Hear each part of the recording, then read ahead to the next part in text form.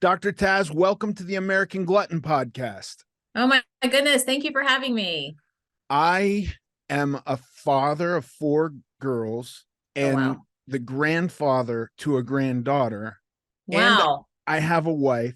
So I am terrifically interested in, I want to say chick stuff, but some girls don't like chicks, but all my wife and my daughters are cool with chicks, but like girl stuff, like Yeah. it's very hard for me. Like I think honestly, if men underwent something like menopause, we would have and this is just my gut instinct, we would have so much better data on what was happening and like solid scientific courses of action. And when I pay attention to it, because my wife is right on the precipice of that, Yeah. Uh-huh. it seems very cluttered, this space. But then again, like I've been on every diet, and I think diets are pretty unclear, and there's Totally. lots of crappy Yeah. ideas around diets. So it's probably just like that. But I'm fascinated to talk to you about girl stuff, and especially like the change of life. Like this is such a big Yeah. deal. Yeah. How old are your daughters? I'm curious. The oldest is 27, the youngest is 16. Okay. Gotcha. You're right in there. I have a 15-year-old as well. So yeah, I think the landscape of women's health, right? Women's health and hormone health is super confusing. I think a lot of the conversation got shut down. Really, honestly, if you take it all the way back to the 80s, where we had the Women's Health Initiative come out, and that study basically made everybody scared of hormones. Hormones kind of became a bad word, and women were terrified to even bring up the conversation around hormones and hormone health. So I think you take that incident and you merge it with this association that women over 50 are old, they are kind of expired, like who would want them. A lot of hormone conversations are around getting pregnant or having a libido of some kind, and losing your hormones hasn't really caught much interest. But here's what's changed. Women over 40 now, a lot of times they're just hitting their prime, right? Like they are finally at the point of their career where they feel like, they're where they work so hard or studied so hard to be. They kind of, a lot of them are just starting families. That's the reality of today. Like no longer do you have people that have had children in their 20s and they're kind of slowing down in life. Many people are just getting going. And so women are now pushing back and saying, look, like I've got, we're not dying now till like past 80, 90, 100. I've got another 30, 40 years to go. I want to feel good. I want to feel good and I want to look good and I want to be in my power. And I don't want to be this caricature of the person that I used to be. And so I do think, like many things, people are sensing sort of this angst amongst women over 40 and over 50. And a lot of noise is entering the space, a lot. And it's leaving everybody super confused. And I think where I enter it, because I've got, now over 15 years practicing integrative and holistic medicine. So really having a different approach. Prior to that, I was working in the emergency room. I'm an MD, conventionally trained. So my vantage point is a little bit more rounded, is probably the way to describe it. More holistic. It's not linear. It's not like you have this symptom, take this. This is happening with you, do this. That's not kind of the way I see it. And what I'm doing is bringing in a lot of what we have learned from thousands of years of study from Eastern medicine, Chinese medicine, Ayurvedic medicine, all these really old systems of medicine, and merging it with our technology. We can check hormones, we can look at the body, we can understand what's going on. There's so much great tech nowadays. So putting those two pieces together, I feel like I've got a powerful tool to really help women understand themselves and understand their physical being, right? But also understand how that's playing out into their emotional health, into their mental health, into just their overall energetic health, and how that looks to someone like you, like to your partner, to your father, to your brother. How are you guys perceiving us? Because hormones can literally F us up. I don't know how else to say it. They can totally take over your brain. They can take over your gut. They can turn us into different people.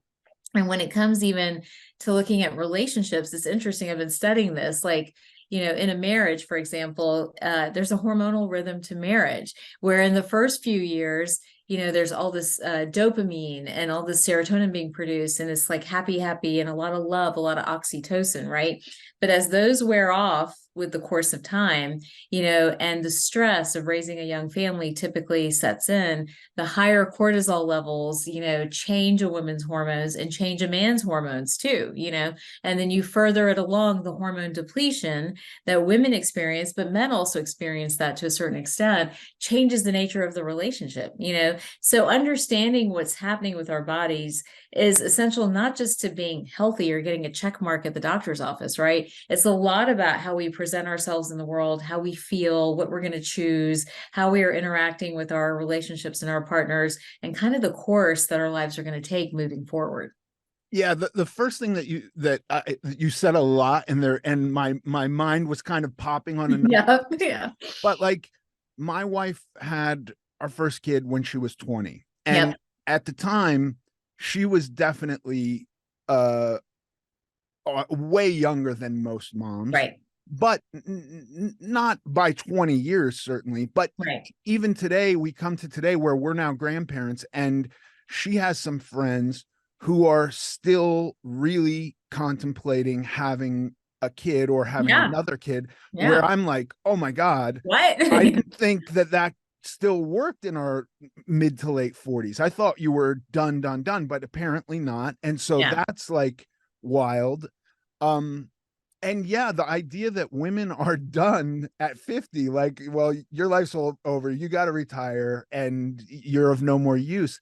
That's just crazy. Like, Yeah. if our average lifespan is continuing to get longer and longer, I think in America it's shrunk, but not for women, for men. Yeah. Yeah. Um, but we've got a lot of years left, a lot of vital years left.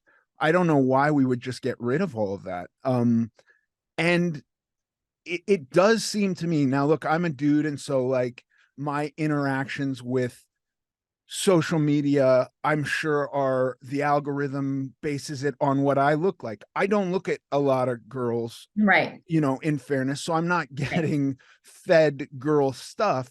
But the advertisements for male hormones are Oh so yeah. prevalent Yes. there, My and I husband talks see about this. Yep. I see billboards for them. Yep. I have never once seen hormones for females advertised. I've never seen a billboard. I've never gotten an ad sent to my phone about this. So to me, it really does seem like we have solutions for men, for aging men who want to stay vital. There's lots of solutions. We know what to do, basically. But do you know, like, is there a proven track record of what a course women can take?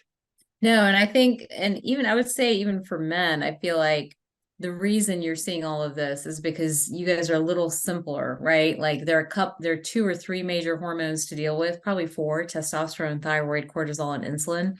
And as long as we're kind of managing those hormones, then, we can stay on top of your health. Women are a lot more complicated. We're shifting, we're fluid. We have 7 major hormones, but we actually have over 50 hormones. And so I think what the medical system wants to do and what business likes to do, and I've experienced this as I've tried to grow my practice and some of my business, is what everyone wants is a very simple, like, linear path. Like, you have this, therefore do that. You have this, therefore do that. It's a straight road. You don't have to think too much, and it's easy for everyone to administer and be done. Here's the problem when it comes to women, and I would argue a little bit that I even think men are getting a disservice with the way they're getting hormones currently. But with women in particular, there's a lot going on. There are a lot of different hormones at play. There are a lot of different risk factors at play. You've got women in different roles of life. You've got women with different genetics. So simply saying you're having hot flashes, night sweats, mood swings, whatever, take this patch and this pill is not fair, because they may not metabolize those hormones very well. They may not have the right gut health or liver health to break down these doses of hormones, which have been standardized. They may be like me, where they need like spit doses of hormones to help them have clinical improvement. And instead they're given these heavy doses. And the next thing you know, some patients do okay, but others are having like breast tenderness or weight gain, or they're, foggy or feeling like they're pregnant again because they just have so much hormone in their system. So I think everybody wants things to be easy and quick and linear. And for women, what we really have to get our heads wrapped around, we don't work that way.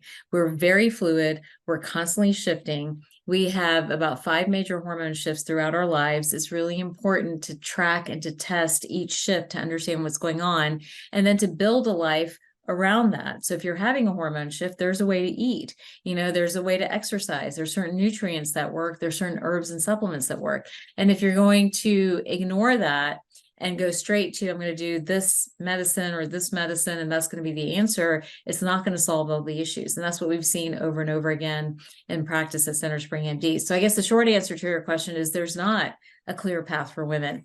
I think it's been mired in confusion because you have studies that keep contradicting each other. You have experts that keep contradicting each other. You have an industry that wants to make money doing things like pellets or whatever else.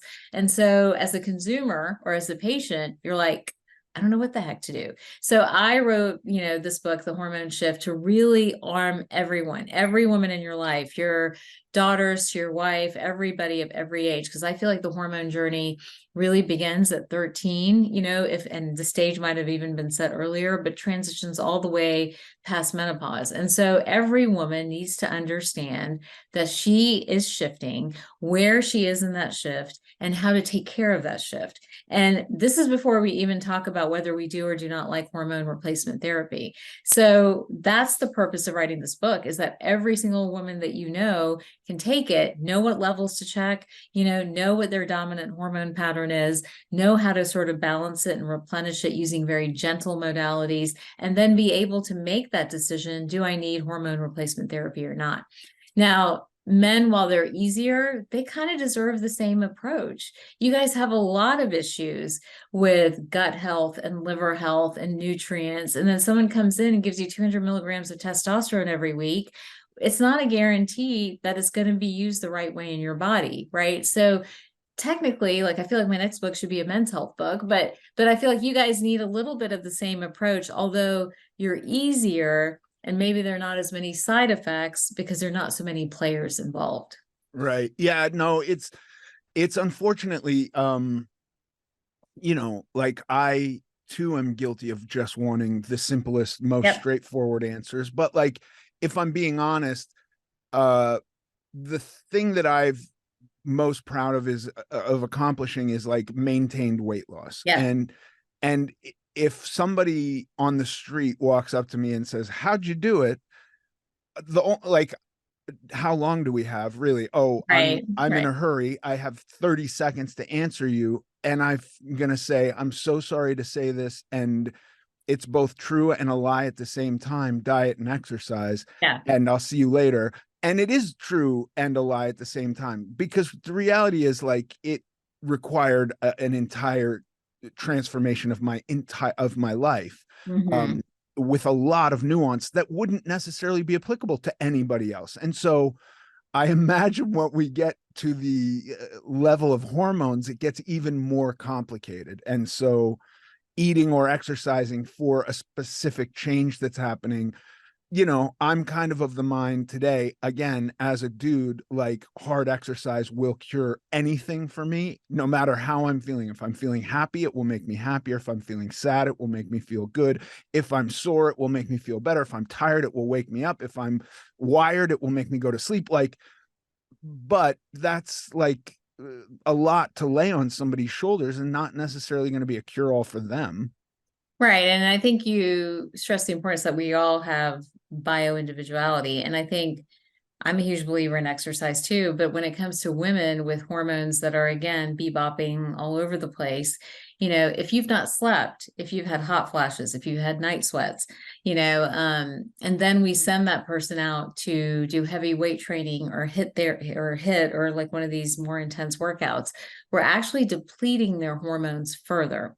So we set them up where, okay, they may have some improvement in the first 6 weeks, but then they crash back out and then they lose motivation. So they're kind of in 0.1. So that's a big difference, I think, or something that I would describe about women is that their hormones often need to be balanced after 45 or so for them to have sustainable weight loss and to be able to build muscle effectively. And we've seen that. I mean, I don't know if you're familiar with the InBody, which is a kind of like a structural view of the body, and it'll tell you the percent body fat and muscle mass and all these other things. It's like a DEXA scan. Kind of like it, probably in the same lines of things, but we do that in practice at CentreSpring.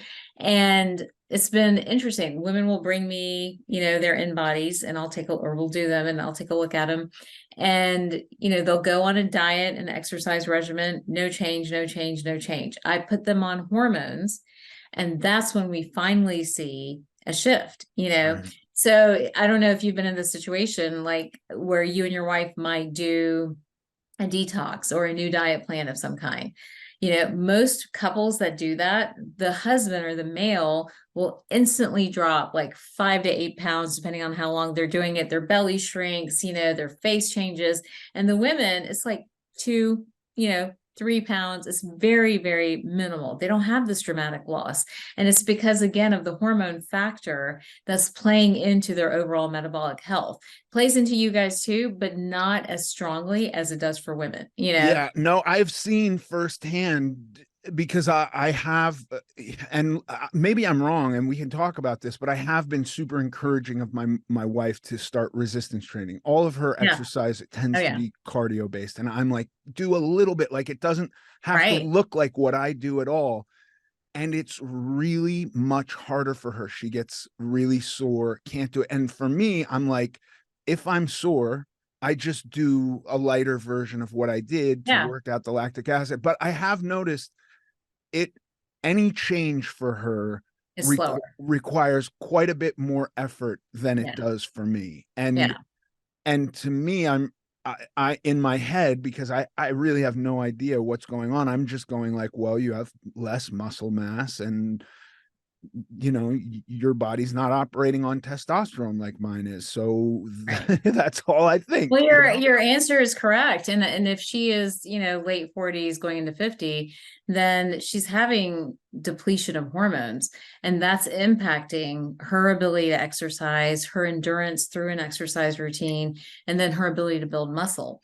But you're absolutely right. For women who are in perimenopause and menopause, we talk about weight training. We really, I mean, I was one who Oh, fought good. it. Honestly, I fought it. I was a yoga, Pilates, like, let me get outside and walk. I'll do the spin bike. I'll do everything else except weight train. My poor husband, like from the time we were married, like, let's go work out. And I hated it. Like, I hated it. I was like, this sucks. And then finally signed up with a trainer. This was like maybe 5 or 6 years ago, signed up with a trainer, had to drive 20 minutes to go to the gym and then 20 minutes back, just with traffic and everything. I'm like, I don't have time for this.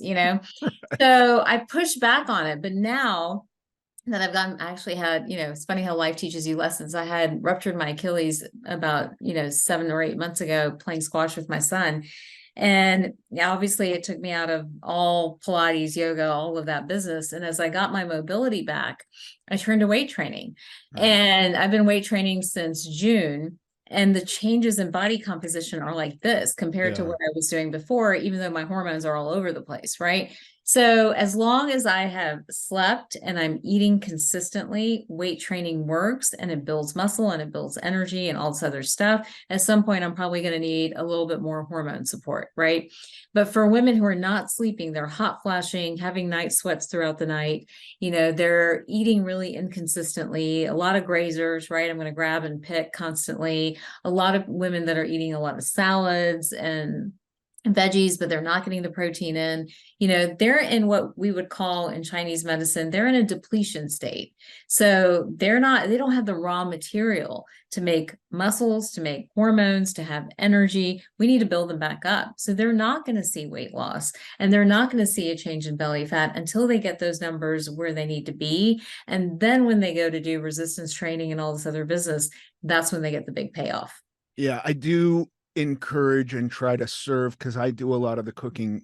My wife, Yeah. heavy doses of protein. Yep. And there is some pushback on, like, 6 ounces of protein seems like an astonishing amount to her. Ton of food. Yeah. Right. When I can easily eat a pound of protein in a Right. meal, like no problem.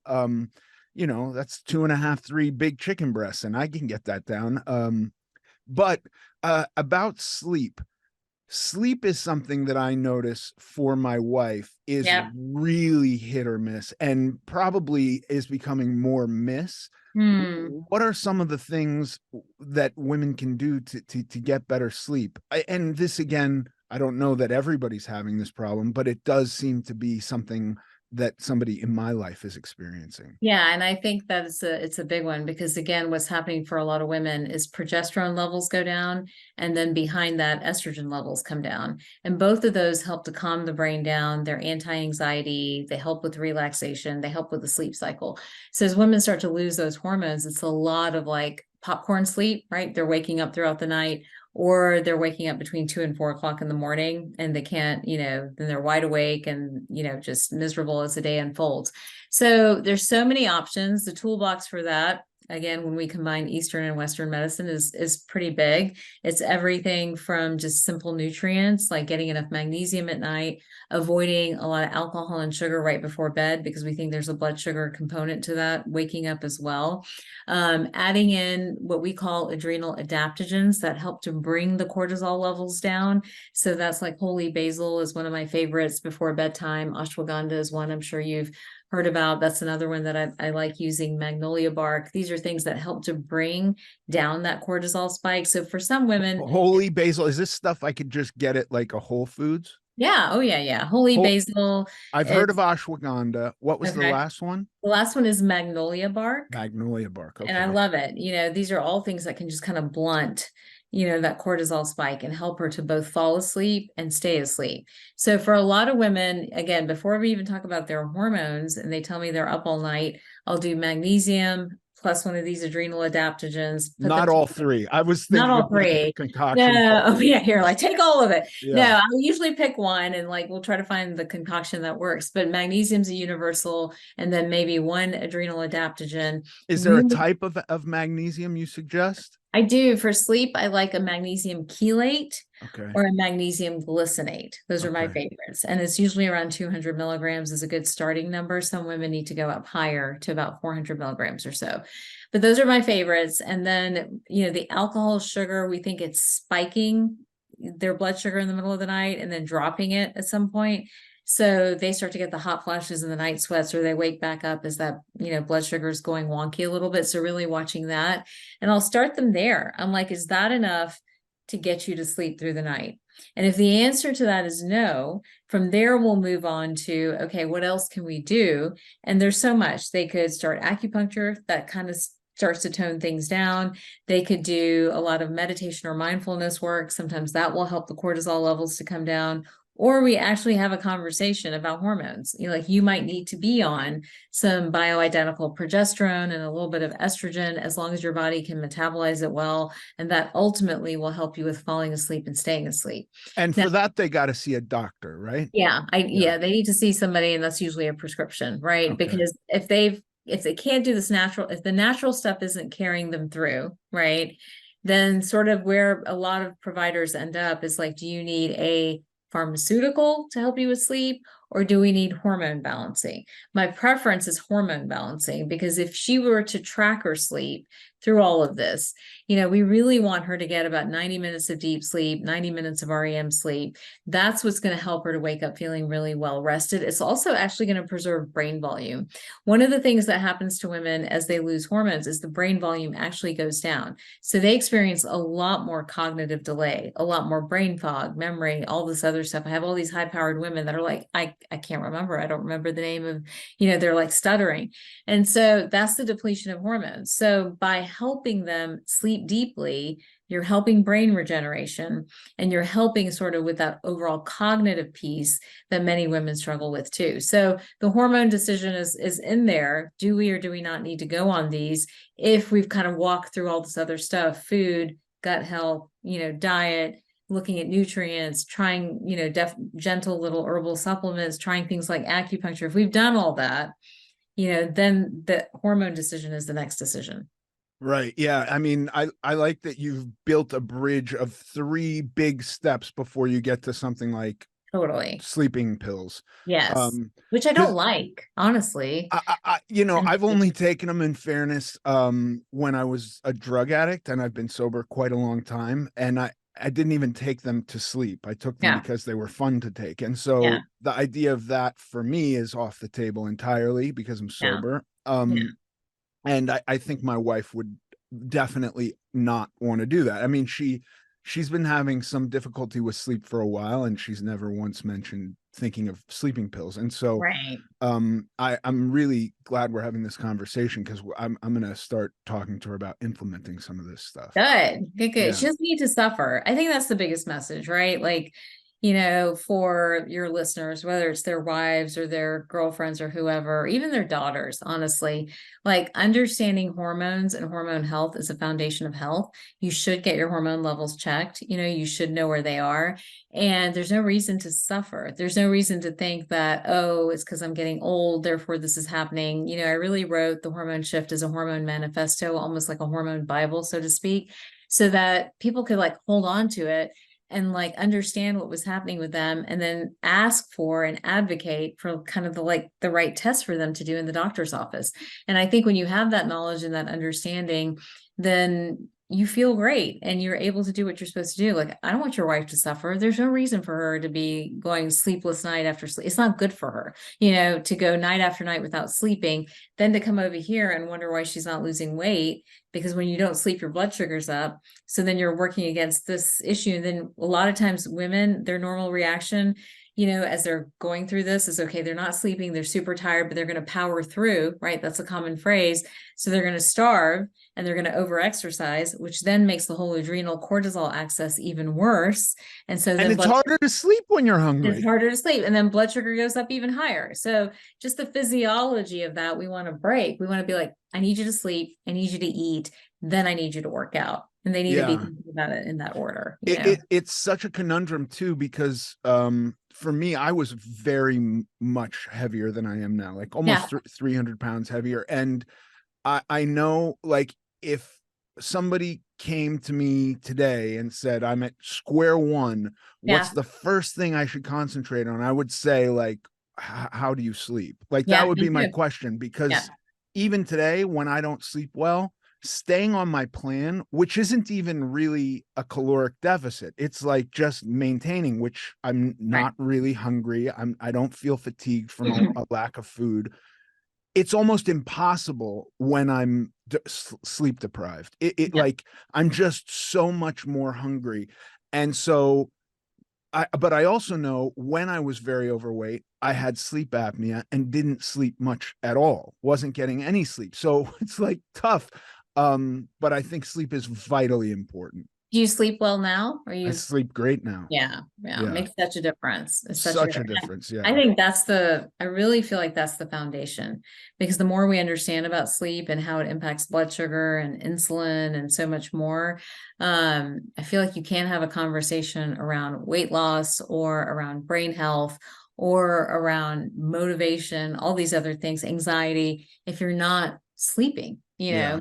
and I wonder if some of the mental health stuff that we're seeing right now is simply because so many people are like scrolling constantly. They're up all Right. night, they're not sleeping, they're losing, their minds, so No, there's all kinds of stuff with the blue light that's emitted from our yes, phone being kind of yes. poisonous to us too. And It's inflammatory. It like yeah, literally we have images that show when you use blue light, there's more inflammation in the body, so it's changing the brain, yeah, so these are all things we need to be aware of for sure. yeah. Um, what about, so we've talked about sleep and the importance of sleep for weight loss simply because of what happens to the blood sugar. What about other factors with specifically women who are having hormone shifts? And to your point about multiple hormone shifts, I've now seen 4 girls experience their period for the first time, and then for Mhm. years after that, Right, right. all 4 had vastly different experiences. Experiences, It yeah. hit them all very differently. There's one of them who, to this day, I never know when she's not overly emotional, she's not expressing pain constantly. And then there's one of them who, it's like the world is ending every month, Yeah. and Yeah. it's like really horrible for her. And I don't think that they're just have different pain thresholds, they're having very different experiences. So um the fact that these changes are happening, you said 5 changes for a woman, Mhm. 5 major shifts. What are some of the things, how does that affect weight loss outside of sleep? Sleep is vitally Right. important, but because, for me, if I go into a slight caloric deficit, the weight comes off Wrong. pretty Right. easily. um if I go into an extreme caloric deficit, it comes off so fast, it's crazy. My wife, it is a lot more work for her. And here's why. And let me explain that. And this is why I want women to get their hormones checked, because every woman does have a unique hormone pattern. And I talk about that in the book, in the hormone shift. I talk about it. And I actually have some exercises to help women try to identify which hormone pattern is theirs. And of course, data always helps. But, we talked about sleep and blood sugar, and we know blood sugar and insulin are kind of like the weight hormones, right? When those numbers get off or too high, that's where we store belly fat. That's where we have visceral fat. That's the fat that's really stubborn, really hard to move, and everybody gets frustrated. But for women, they could be eating the way they're supposed to eat. They could be exercising the way they're supposed to be exercising. They may have mastered the sleep piece. But if they are storing estrogen, meaning they're estrogen dominant, or if they have thyroid instability, a thyroid that's either too high or too low, or if they have high androgens, which is a subclass of hormones derived from testosterone, then they're all going to struggle with weight. And all three of those hormone patterns come back and feed into this insulin issue and make insulin levels higher, make blood sugar levels higher. So imagine a woman who's trying to do it right, getting the protein in, trying to do all these things, but nothing's changing. Well, she needs to understand if she's one of these 3 or 4 different patterns.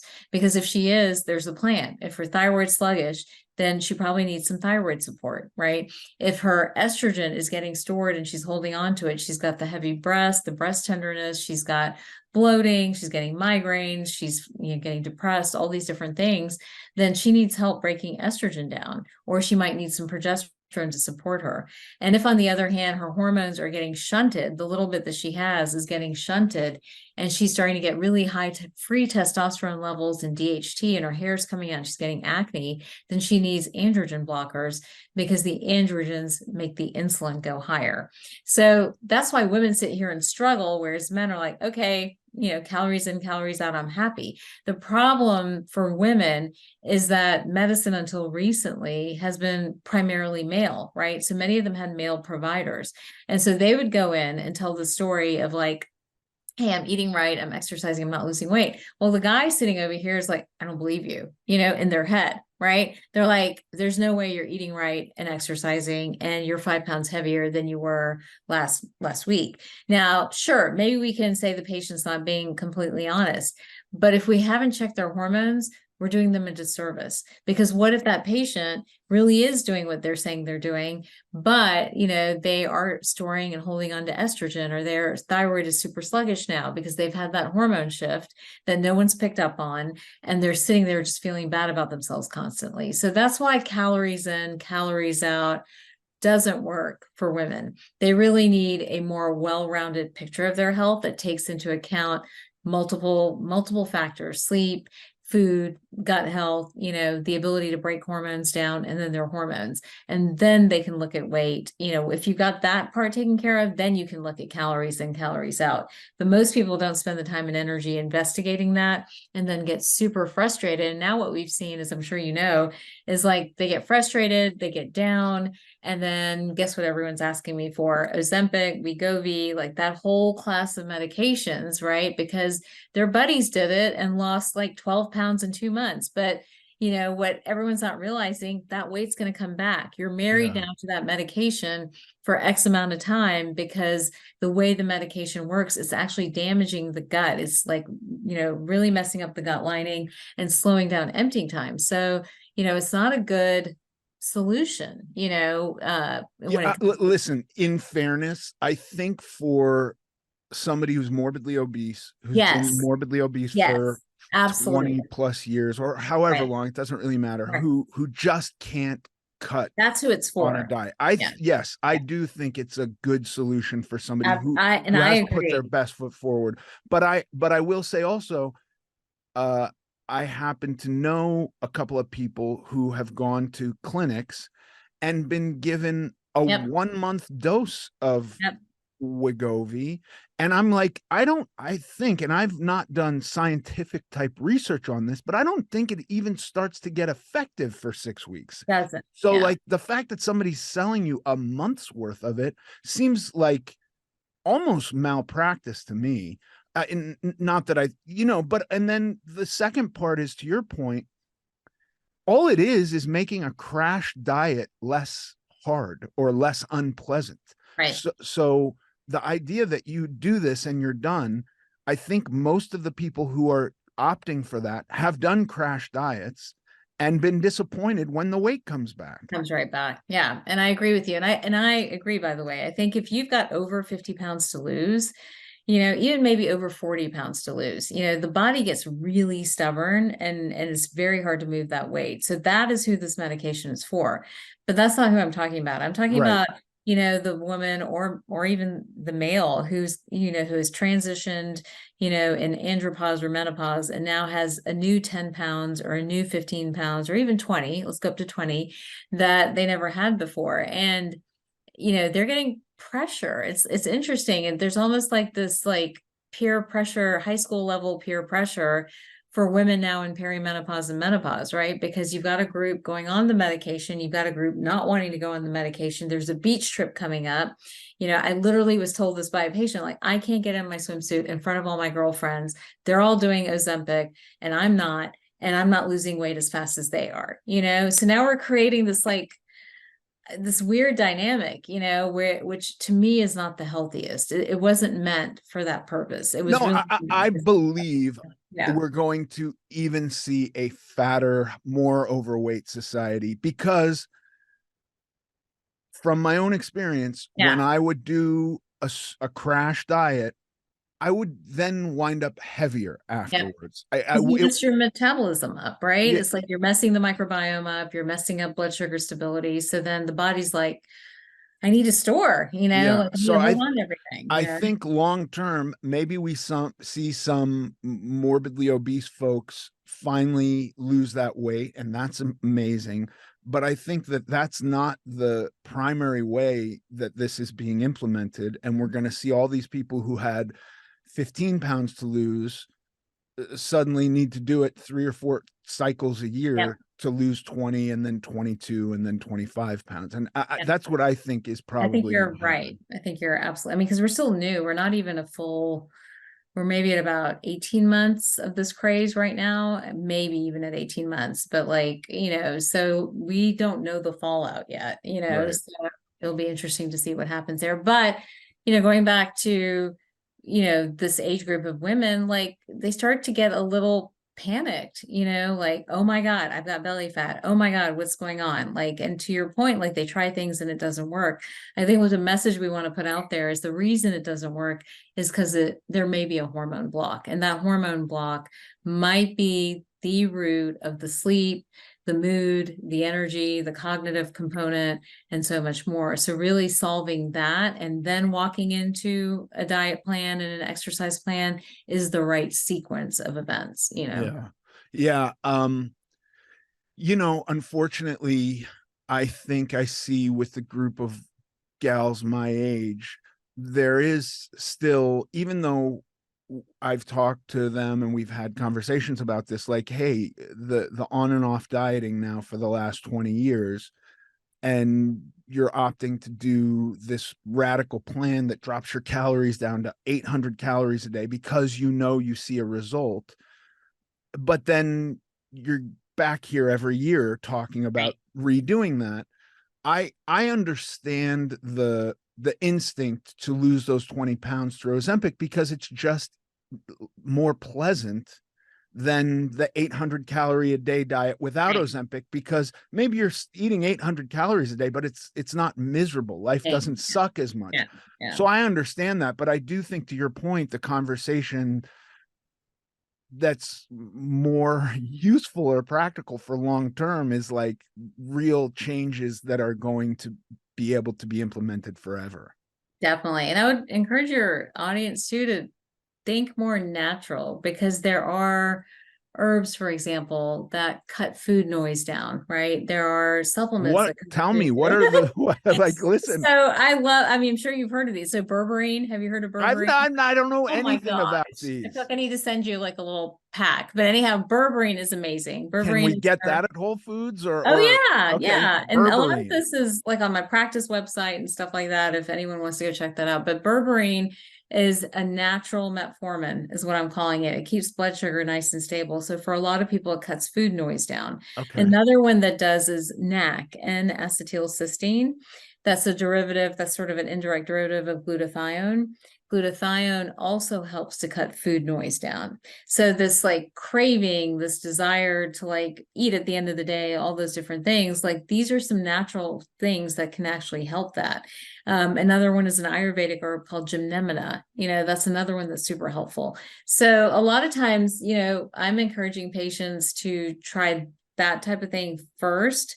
And you're big into protein, as am I, and then really work on the protein. Some of that will just calm down the need to eat, right? Like the need to Yeah. keep eating over and over again. That need to eat is part trying to get a dopamine fix and part trying to regulate blood sugar. That's what that need to eat is.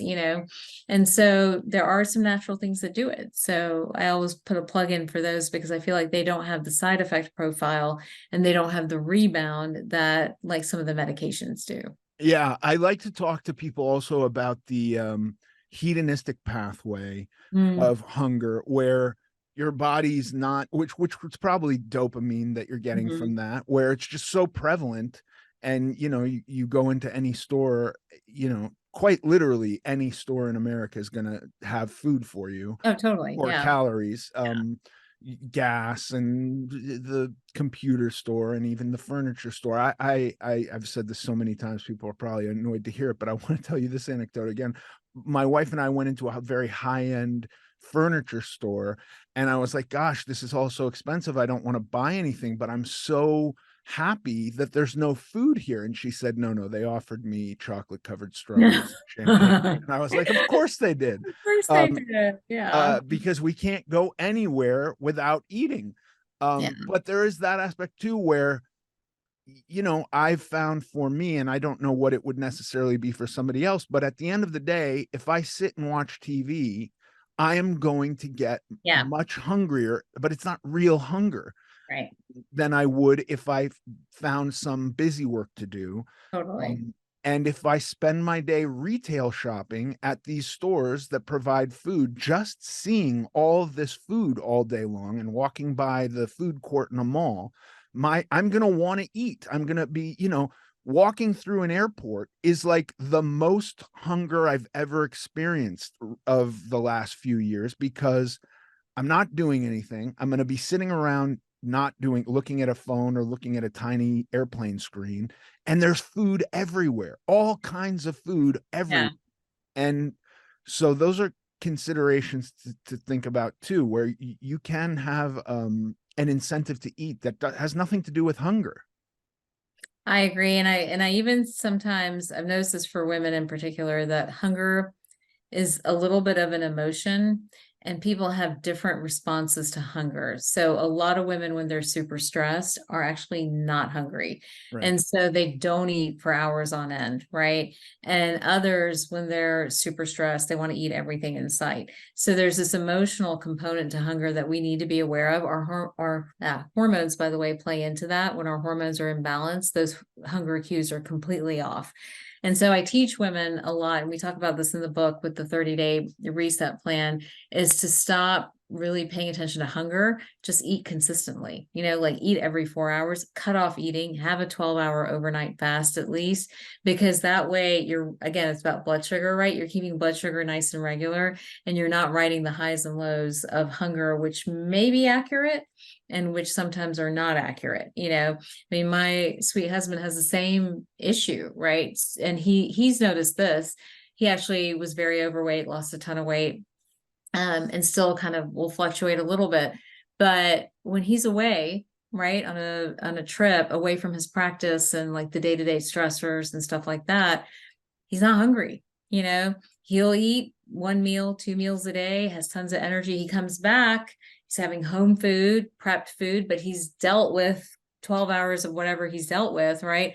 Walks in the door. He wants to eat everything in sight. He's seeking a dopamine fix. He's been overstimulated all day long. So now he's seeking a dopamine fix. So his hunger, dopamine is triggering his hunger. It's like, I need help. I need help. I need help. He wants to eat everything, Yeah. And so he's like, why does this happen? I'm like, it's your stress. And so one of the fundamental pieces for men and women, I think, when it comes to weight and belly fat and all these other things, is to understand that we're highly overstimulated. And in that overstimulation, if we're not making the time for mindfulness, for self-care, for de-stressing time, hunger is completely unreliable. Yeah. You're not hungry, you're stressed out, and so it takes a while for the brain to understand the difference between that. When we go back to women or men whose hormones are not balanced, those hunger cues are even more skewed, So low progesterone, sugar cravings, high estrogen, carb cravings, a sluggish thyroid, you just want to eat constantly, so all of this is very interconnected to our chemistry. So, as we talk, and weight, by the way, is probably one of the top 3 or 4 complaints that come into the practice over and over again. So, as we continue to kind of battle that issue with patients, we're trying to sort through what their blocks are. Do you have a hormone imbalance? Are you eating foods you don't tolerate very well? Are you hyperstimulated and that's why you can't regulate?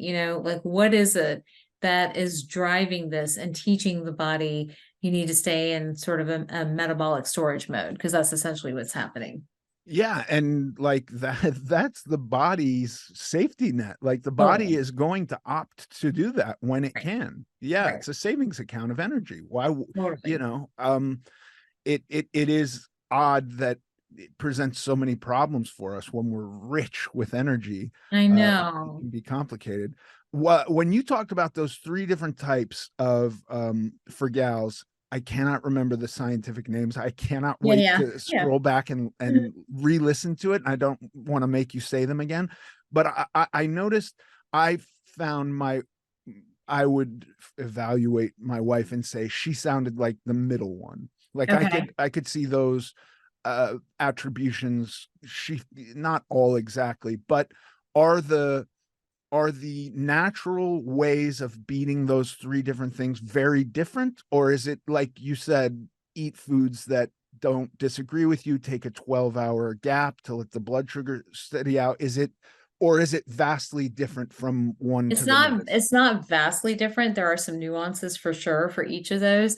Again, in the book, we have a 30-day hormone reset plan that walks. I think it's like 12 or 14 steps, but you get to step 6, it's pretty universal. And then at step 6 or 7, it starts to branch out that if you're Okay. this pattern, this is what you do. If you're this pattern, this is what you do. But if people don't know where to start, because we want people to have actionable steps, then it is that eat every 4 hours, get 20 to 30 grams of protein in roughly every 4 hours, have a 12-hour overnight fast. Just doing that, you're building energy, you're stabilizing blood sugar as your hormones are doing whatever they're doing. So that's the Right. starting point. Then from there, we build off that a little bit, right? So we may say add more healthy fats if you're dealing with like low progesterone, if you have a ton of stored estrogen that is driving a lot of cravings and things like that, then we'll say add more fiber, add more cruciferous vegetables. It helps to break that estrogen down. If you're having a big thyroid issue, then we want more iron and high selenium foods in that supports the thyroid, iodine. So that's how we're making that differentiation. But the foundational plan is very much about intervals of eating, getting the protein, getting the B vitamins and magnesium, because all the hormones need that. And then from there, we start to customize it a little bit. And then once all of that's balanced and you have somebody, are you then, if somebody's goal is weight loss, restricting food a little bit, or are you hoping that just that balance will naturally sort itself There's out? some natural restriction that happens with balance, Right. just naturally. Like I don't have, McDonald's is no part of this. don't want it. Like, Right. okay, let's talk about me. Like, I have moments of high stress, right? Because I do a lot or whatever. And so my greatest weakness, this is familial, right? My mother does this, I do this, and I'm seeing my daughter do this too. We love our tortilla chips, right? Okay. It is a weakness, potato chips and tortilla chips. So my mom started locking hers. She's now 70 plus. She puts hers in the garage so that she has to walk to the garage to go get it. And, I, like many women, would go into the pantry, like in my head, thinking about things, processing, grab a few, not thinking I'm eating too much because it's just a little tiny bowl, right? Well, once I got myself together and really pushed the protein and really got on the right supplements and stuff like that and got my hormones, like I didn't want it anymore. I don't want sugar. I don't want chips. I don't want that stuff. That stuff naturally went away. So the idea of calorie restricting because I have to do the math is not necessarily where I am anymore. It's more like I am to that point. You've probably seen a lot about intuitive eating, right? Yeah. You can only intuitively eat when you're balanced. When you're not balanced, you need a plan because your intuition is off, right? So now I'm at that phase where like I'm not really hungry. So there are nights that I don't eat a lot of dinner. I just try to eat enough to get my protein grams in, but I'm not really hungry, So I'm like, Yeah. why am I eating this, So with our patients, like we'll see kind of the same pattern. Like there's a natural level of self-correction that happens when you're balanced and you've taken care of your whole health. So you don't have a litany of medications and supplements that you're dependent on, right? But that's a journey. That doesn't happen overnight. That's like the truth and the lie that you're talking about. So Yeah. that journey, it takes different people different amounts of times to get through. During that journey, they need support. And that support may look like something that helps them manage stress, helps them manage appetite, helps them manage their energy, whatever that needs to look like. But ultimately, people get there, Yeah. because it's one little lesson at a time that the brain starts to recognize and you're able to carry the ball forward. Yeah. In intuitive eating, the first time I heard about it, I was like, that's such a terrible thing to tell people to do. Right. It's the Right. worst idea ever. Awful. Yeah. And now, in fairness, years into like focused approach to eating, I basically do intuitively eat. Correct. Because you're My balanced, my with your meals body are all needs. protein heavy. Yeah. I Yeah. get I have fiber with all of them, Right. and then with carbs and fats, I play with it a little. It's like early on in the day around a workout, I have a little more carbs and a little less fats, and towards the end of the day, my fats are higher, and on Sundays when I don't work out, less carbs and more fats all day.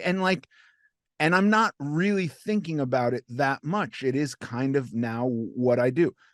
5, 6 years ago, this never would have worked. Right. I didn't even know how to eat to satiety. I didn't know because I had trampled on those cues so much that like I didn't know when I was full. I ate really fast and I didn't That's my balance my husband. meals. Yeah. Yeah. And Yeah. so like it took a long time to be able to go like, I don't weigh my food.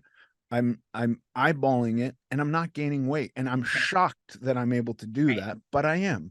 Um and so I basically am now You intuitive. are intuitive eating, but Yeah. that's a journey, right? It was a Right. journey for me too. It was a journey to get there and be like, this is what's going on. So that journey takes time. And I think we have to be really gentle with people and patient with people. But when they're looking for structure, just that reminder, like balance your hormones, sleep, eat consistently throughout the day, push the protein. Like these are things you can do, right? These are things you can do. And then if you need added support, that's when you start thinking about some of these other ways of doing stuff. So. Yeah, I do think unfortunately in the day and age with Ozempic and Ambien for sleep and all of this stuff, it's like people want to just be told don't eat carbs. Right. and that will Right. solve everything. Right. Or like take ashwagandha once and you'll sleep perfectly and you'll never have to think, you know what I mean? They want, Yeah. but Yeah. it is quite a bit of work. And I'm excited to get into some of this stuff with my wife. And I can already Good. see like it's a Yeah. practice. It's like, we'll try this for 6 weeks and see what. Right. Totally. Yeah. I think that's the biggest thing. Health is a journey. It's not a destination. It's a journey, Yeah. right?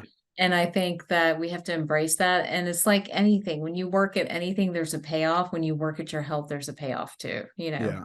Yeah. Amazing. Dr.